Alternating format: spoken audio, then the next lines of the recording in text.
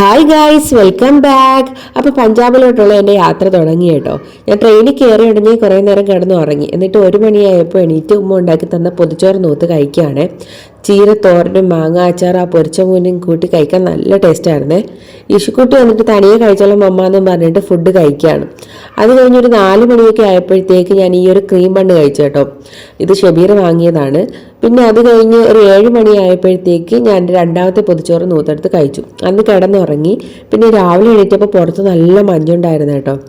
ഇഷുക്കുട്ടി ഉറക്കമൊക്കെ എണീറ്റിട്ട് ബ്രെഡിൽ ന്യൂട്ടലയൊക്കെ തേച്ച് കഴിക്കുകയാണ്. അവൾക്ക് ന്യൂട്ടലയും ബ്രെഡും ഭയങ്കര ഇഷ്ടമാണ്. പിന്നെ ഞാൻ ട്രെയിനിൽ ആകെപ്പാടെ വാങ്ങുന്നത് ഈ ഒരു ബ്ലാക്ക് കോഫിയാണ് കേട്ടോ. അപ്പോൾ AC-യിൽ ഇങ്ങനെ തണുപ്പത്ത് ഇരുന്നിട്ട് തൊണ്ടയൊക്കെ ഒരുമാതിരി ആയപ്പോഴത്തേക്ക് ഞാനൊരു ഈ ചൂട് കോഫി കുടിച്ചപ്പോൾ നല്ല സുഖമായിരുന്നേ. ഇഷുക്കുട്ടിയും ആസ്വദിച്ച് കുടിച്ചായിരുന്നു. അപ്പോൾ അന്നത്തെ ദിവസം അങ്ങനെയൊക്കെ കഴിഞ്ഞു കൂടി. പിന്നെ 3-ാമത്തെ ദിവസം രാവിലെ എണീച്ച് വന്ന് ഫ്രഷൊക്കെ ആയി. ട്രെയിനിൽ എനിക്ക് 2 നല്ല ഫ്രണ്ട്സിനെ കിട്ടിയായിരുന്നു കേട്ടോ, വിഷ്ണുവും ജിത്തും.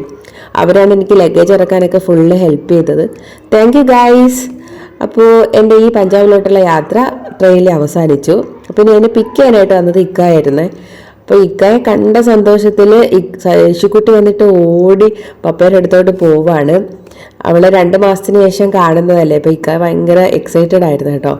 അപ്പോൾ നമ്മൾ 3 പേര് 2 മാസത്തിന് ശേഷം വീണ്ടും ഒത്തുകൂടിയതാണ്. അങ്ങനെ നമ്മൾ തിരിച്ച് ക്വാർട്ടേഴ്സിലോട്ടുള്ള യാത്ര പുറപ്പെട്ടു. ഇനി നമുക്ക് പഞ്ചാബിലെ വിശേഷങ്ങൾ കാണാം കേട്ടോ. അപ്പോൾ അടുത്ത വീഡിയോ കാണുന്നത് വരെ ബൈ.